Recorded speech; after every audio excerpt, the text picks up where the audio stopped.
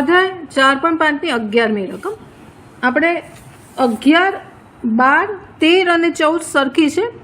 3 XYZ વાળા સમીકરણ છે. એમાંથી 11 અને 14 કરીશું. 12 અને 13 તમે જાતે પ્રેક્ટિસ કરજો. 11મી રકમમાં આ 3 સમીકરણ છે. એનો ઉકેલ શ્રેણિકની મદદથી શોધવાનો છે. હવે એ શ્રેણિક આ રીતે ગોઠવાયેલો હોય છે. Ax = B માટે x બરાબર A ઇન્વર્સ B આ એની ફોર્મ્યુલા છે. જ્યાં આપણે લખીશું, જ્યાં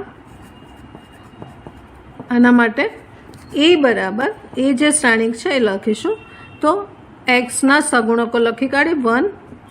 2 છે અહીંયા, પછી 1 છે અને શૂન્ય છે. એક્સ વાળું પદ જ નથી, શૂન્ય છે. પછી વાયના લખીએ તો 1, -2 અને 3 છે. અને ઝેડના લખીશું તો 1, -1, -5 છે. આ આપણો શ્રેણિક એ થઈ ગયો. એક્સ બરાબર અહીંયા થશે XYZ અને બી બરાબર આપણી પાસે થશે 1, 3/2 અને 9. આ રીતે આપણી પાસે આખું ગોઠવાયેલું છે. હવે આનો ઉકેલ શોધવા માટે આપણને મોડ એ જોઈશે. માટે પહેલાં મોડ એ એટલે કે શ્રેણિક એના નિશ્ચાયકનું મૂલ્ય પહેલી હારથી શોધી કાઢીએ. એટલે આ 2 લખાશે. ક્રોસ ગુણાકાર કરીશું આપણે તો 10 + 3. પછી -1 લખાશે. આ હારને સ્તંભને બાદ કરતાં -5 વધશે અને +1 થશે. હારને સ્તંભને બાદ કરતાં 3 થશે. સાદુરૂપ આપીશું તો અહીંયા 10 + 3 એટલે 13, 13 × 26 આવશે. +5 થઈ જશે અને +3 આવશે. આનું જોઈ લઈએ તો 26 ને 5 31 ને 3 34 ઇઝ નોટ ઇક્વલ ટુ 0 થશે. આ બધી પ્રોસિજર બધા દાખલામાં કરવાની છે. માટે એ ઇન્વર્સનું અસ્તિત્વ છે અને માટે એ ઇન્વર્સ બરાબર પહેલાં એ ઇન્વર્સ શોધવું પડશે ને અહીંયા મૂકવા માટે. તો એ ઇન્વર્સ એટલે 1/mod A, જે આપણે દાખલા આગળ કર્યા જ છે. એડજોઇન્ટ એ. હવે અહીંયા એડજોઇન્ટ એની જરૂર પડશે. તો આપણે જોયેલું છે એ પ્રમાણે 9 ઘટકને આપણે સીધે લખી કાઢીશું તો એડજોઇન્ટ એ મળશે. A11, A12, A1. હવે તમારી પાસે પ્રેક્ટિસ સારી એવી હશે એટલે તમે ઇઝીલી કરી શકશો. 2 1, 2 2, 2 3. એવી રીતે A31, A32, A33 આવી રીતે લખી લીધા પછી નિશાનીઓ આપણે મૂકી દીધી હતી. Plus minus plus minus plus minus plus minus plus મૂકી દીધી હતી, જે ફોર્મ્યુલામાં છે એ પ્રમાણે કર્યું છે. અને હવે અહીંયા ઉપનિષાયક લખીશું. આ ઘટકનો ઉપનિષાયક અહીંયા લખીશું તો તમને અહીંયાથી જ મળી જશે. આ પહેલાં અહીંયા મળી જશે, અહીંયા 13 મળી જશે. પછી આ -5 છે એ મળી જશે એટલે અહીંયા 13 આવશે. અહીંયા 5 આવશે અને 3 છે, અહીંયા 3 આવશે. એટલે આ જે છે પહેલી હાર છે એના સહવય મળી ગયા. એવી રીતે હવે બીજી હારના લઈશું. તો બીજી હાર માટે એના ઘટકો માટે જોવું પડશે. અહીંયા આ 1 માટે જોઈશું.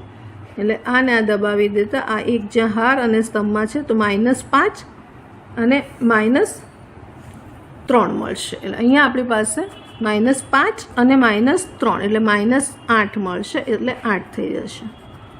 ત્યાર પછી આ -2 ઘટક હાર અને સ્તંભ કરતાં -10 મળશે. એટલે અહીંયા આપણી પાસે થશે -10. એટલે અહીંયા પણ આન્સર -10 આવશે. ત્યાર પછી આ 1નું જોઈ લઈએ તો હારને સ્તંભને 6 આવશે. આ 0 થઈ જશે એટલે 6 આવશે.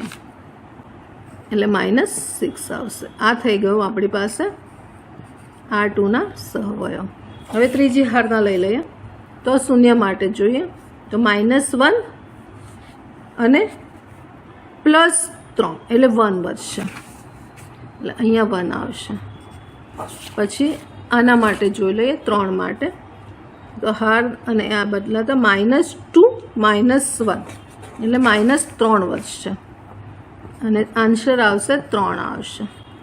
અને છેલ્લા ઘટકનું જોઈ લઈએ -5નું તો -4 અને -1 એટલે -5 થશે.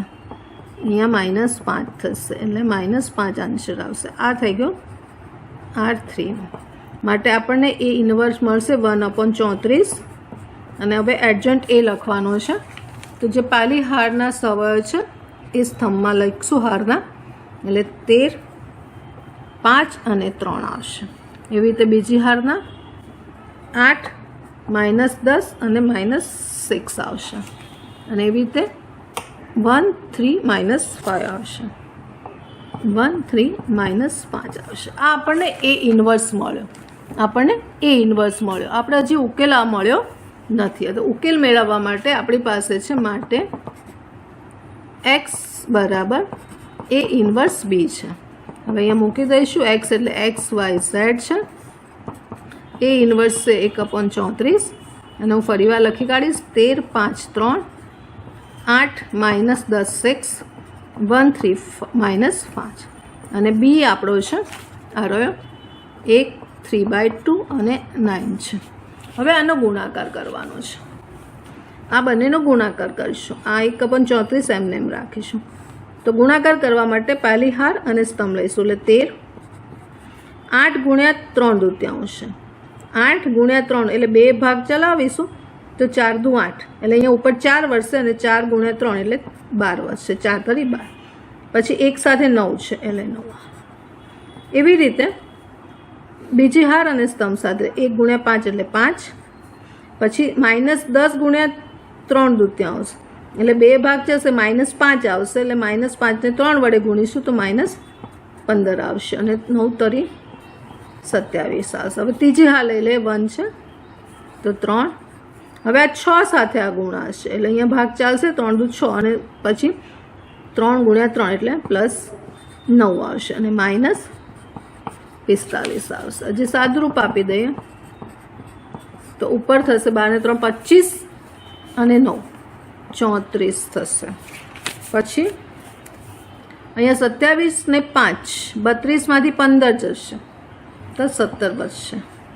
અને અહીંયા શું થશે 9 ને 3 12 છે -9 છે આપણી પાસે અહીંયા, કારણ કે આ જે હતું બીજાવાળું એ -6 છે.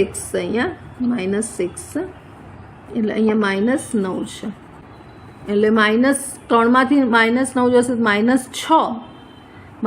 અને -45 -51 થશે. 45 અને 6 51 થશે. અને હવે આ 34 ને અંદર લઈ લઈશું એટલે x, y, z મળશે આપણને. 34 ને અંદર લઈ લઈશું. 34/34 એટલે 1 મળશે. 17 દુ 34 એટલે 1 દૂત્યાંશ મળશે અને -51/34 છે એટલે 51 એટલે 17 તરી 51 અને 17 દુ 34 મળશે. એટલે અહીંયા મળશે આપણને 3/2 -3/2 અને માટે x બરાબર 1, y બરાબર 1 દૂત્યાંશ અને z બરાબર -3/2 આન્સર આવશે. 4.5ની 14મી રકમમાં 3 સમીકરણો આપ્યા છે. આ સમીકરણનો ઉકેલ શ્રેણિકની મદદથી શોધવાનો છે. હવે આ શ્રેણિકની મદદથી શોધવાનો છે તો એના ઉકેલની ફોર્મ્યુલા આપણી પાસે છે x બરાબર b, જ્યાં x અને b શ્રેણિકો છે એટલે ઉકેલ એટલે x શોધવાનો છે. તો x બરાબર આપણને મળશે a ઇન્વર્સ b, જ્યાં આપણી પાસે શ્રેણિક a આપેલો છે, એ આપણે ધારી લીધો છે. તો એ એક્સના સગુણકો એટલે પહેલો સ્તંભ થશે 1, 3, 2. વાયના સગુણકો એ બીજો સ્તંભ થશે -1, 4 અને -1. અને ત્રીજો સ્તંભ મળશે 2, -5 અને 3. આ આપણને એ મળશે શ્રેણિક. અને બી શ્રેણિક આપણી પાસે છે 7, -5 અને 12. આ છે બી શ્રેણિક છે. અને એક્સ એટલે x બરાબર સ્મોલ x, y, z જે આપણે શોધવાનો છે, આ ઉકેલ શોધવાનો છે. હવે આ ફોર્મ્યુલાનો ઉપયોગ કરવા માટે એ ઇન્વર્સ જોઈશે. હવે એ ઇન્વર્સનું અસ્તિત્વ માટે મોડ એ આપણે પહેલાં જોઈ લઈએ. તો શ્રેણિક એના નિસ્સાયકનું મૂલ્ય એટલે આ નિસ્સાયક સમજીને એનું સાદરૂપ આપવાનું છે. આપણે પાલી હારથી આપીશું એટલે 1 આવશે અહીંયા. અને એ હારને સમને છોડતા જે દ્વિહાર નિસ્સાયક મળશે એનું સાદરૂપ આપીશું એટલે 12 -5 આવશે. પછી આ -+ +1 થઈ જશે. એ પણ હાર સ્તંભ છોડતા 9 પ્લસ 10 આવશે, 9 પ્લસ 10 આવશે. અને આ બે જે ઘટક છે એ પણ હાર સ્તંભ કરતાં -3 -8 આવશે, -3 -8 આવશે. આનું સાદુરૂપ આપીશું તો અહીંયા 7 આવશે, અહીંયા 19 આવશે અને અહીંયા -11 ગુણ્યા 2 -22 આવશે. અને આનો આન્સર આવશે 19 અને 7 26માંથી 22 જશે તો 4 ઇઝ નોટ ઇક્વલ ટુ 0. આ નથી 0, માટે એ ઇન્વર્સ મળે, મતલબ એનું અસ્તિત્વ છે. જો મળે તો એની ફોર્મ્યુલા કઈ છે? તો એ ઇન્વર્સ બરાબર 1/, શ્રેણિક એના નિશાયકનું મૂલ્ય ઇન્ટુ એડજોઇન્ટ એ. હવે આના ઉપરથી આપણે પહેલાં એ ઇન્વર્સ શોધીશું. તો એ ઇન્વર્સ શોધવા માટે જે શ્રેણિક છે એના 9 ઘટકો છે એના સહવયો મેળવવાના હોય છે. એટલે પહેલી હારના આપણે ઘટકો આ રીતે ઊભા લખીશું, પહેલી હાર, પછી એવી રીતે બીજી હારનો સિમ્બોલ છે સહવયોનો 2 1, A2 2, A2 3, અને એવી રીતે ત્રીજી હારના 3 1, A3 2, A3 3. આ ઘટકોના સિમ્બોલ લખ્યા પછી એના જે ફોર્મ્યુલા છે એ લખતા એનો નિશાની ચિહ્ન મળશે plus minus plus minus plus minus plus minus plus minus લખીશું. હવે પહેલી હારના ઘટકોના જે સહવયો છે અહીંયા તમને આપી થયેલું જ હશે, મળી જ જશે. આ જ વસ્તુ છે. એટલે અંદર જે છે 12 - 5 એટલે અહીંયા 7 આવશે, અહીંયા 19 આવશે અને અહીંયા -11 આવશે. એટલે આપણી પાસે પહેલી હારના જે સહવયો છે આ મળી ગયા. આ પહેલી હારના સહવયો મળી ગયા, રોના પહેલી રો. એવી રીતે બીજી રોના મેળવીશું તો 3નું લઈશું, તો 3નું લઈશું તો બાદ કરશું તો -3 અને +2 એટલે -1 વધશે. એટલે અહીંયા -1 એટલે જવાબ આપણો આવશે 1.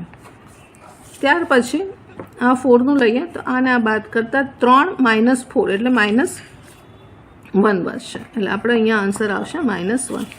પછી આ ઘટકનું લેતા -1 + 2, -1 અને +2 એટલે 1 વધશે. એટલે અહીંયા આવશે -1. આ બીજી હારના આવી ગયા.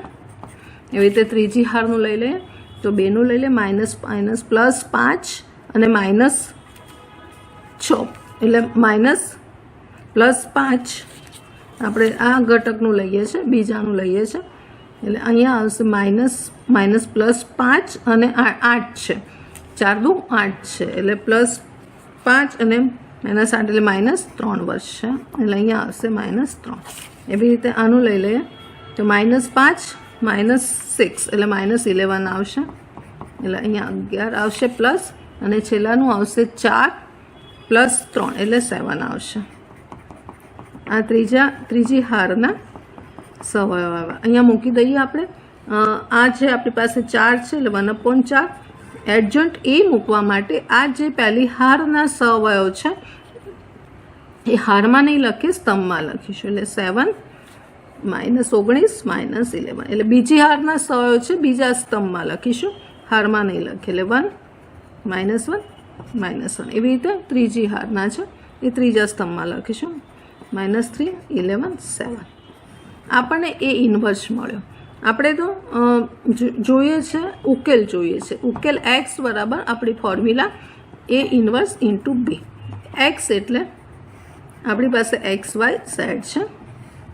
એ ઇન્વર્સ એટલે આપણે ઉપર શોધ્યું 1/4 અને 7 -19 -11 1 -1 -1 -3 11 7. અને b આપણી પાસે ઉપર સમીકરણમાં હતું એ લખીશું 7 -5 અને 12 છે.